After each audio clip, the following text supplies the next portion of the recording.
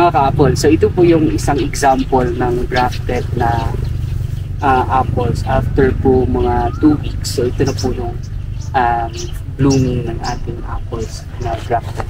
So ang variety po nito is Wambugu, yung usual na or breed ng Kenya sa Africa.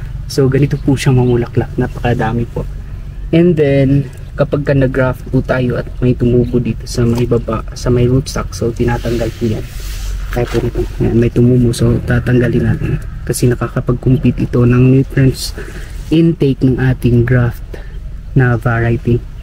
So yan, napakaganda pong simula ng apple gaya nitong Wambugu variety. So ito naman po yung mga bago nating harvest na last time na harvest natin marketed apple.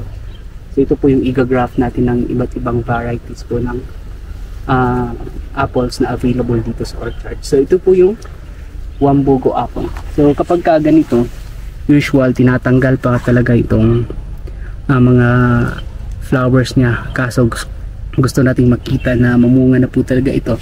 So ayan, hinahayaan ko pa lang. And then kumbaga tinapat ko sila ng mga puno na flowering para sa pollination ng apple flowers.